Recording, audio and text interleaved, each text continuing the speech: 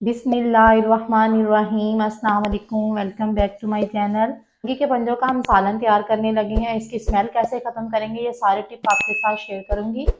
तो चलिए बनाना स्टार्ट करते हैं। सबसे पहले मैंने एक कढ़ाई ले ली है।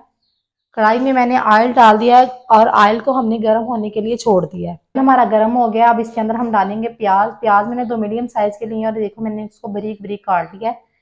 अब ऑयल के अंदर डाल देंगे। को हमेशा गरम ऑयल में ही डाला करें। इससे ये कि ये प्याज हमारा जो है ना अच्छे से गल भी जाता है और दूसरे नंबर पे ये जल्दी ही ब्राउन हो जाता है।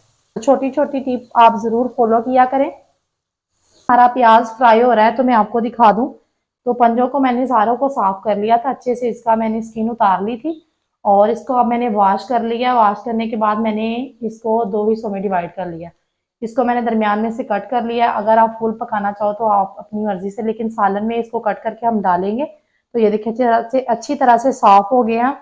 अब ये हमारे पंजे बिल्कुल साफ है, रेडी है। तकरीबन 12 पंजे मैंने लिए हैं। तो अब मैं इसके अंदर डाल दूंगी 2 बड़ी इलायची।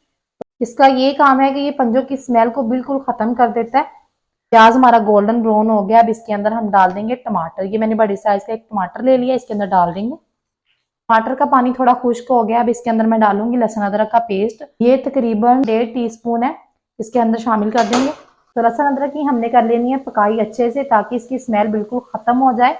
तब तक इसको हमने कुक कर लेना है। 1 टीस्पून लाल मिर्च, हाफ टी स्पून हल्दी और 1 टीस्पून नमक। बस अभी यही मसाले इसके अंदर मैं डालूंगी। अब इनको भी हम पका लेंगे। लाल मिर्च को भी हमने घी के अंदर ही कुक करना होता है, फिर ही इसका कच्चापन खत्म होता है। अब 2 से 3 सेकंड के लिए हम इन चीज़ों को भी कुक कर लेंगे। बिल्कुल थोड़ा सा पानी ऐड करेंगे इसके अंदर, इसकी हम मज़ीद पकाई कर लेंगे। अब 2 से 3 सेकंड के बाद मैं इसके अंदर डाल दूंगी पंजे। अब पंजों की पकाई करेंगे।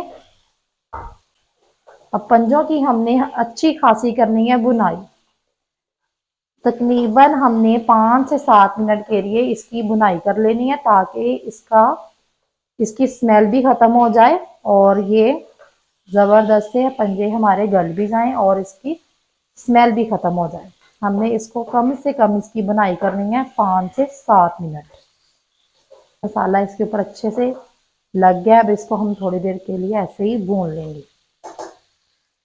इसी दौरान इसकी स्मेल खत्म होगी पंजों की। अगर हम बुनाई में थोड़ी जल्दी करें तो हमारी सारी मेहनत खराब हो जाती है। तो इसलिए बुनाई बहुत ज़रूरी है। पंजों की अच्छी खासी बुनाई हो चुकी है। मैंने तकरीबन 7 मिनट से भी ज़्यादा इसकी बुनाई कर ली है। अब इसमें से स्मेल नहीं आएगी इंशाल्लाह। तो अब हम इसके अंदर डाल देंगे पानी।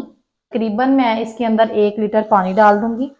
आप अपने हिसाब से पानी डाल लेना।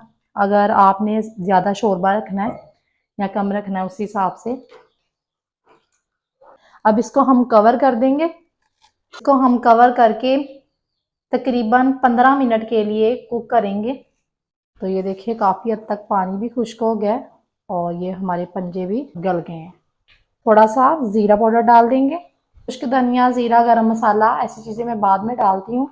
ढक्कन के बगैर थोड़ी देर के लिए ऐसे ही पका लेंगे जब तक कि इसका घी ऊपर आना ना शुरू हो जाए। थोड़ी सी काली मिर्च ऐड कर देंगे।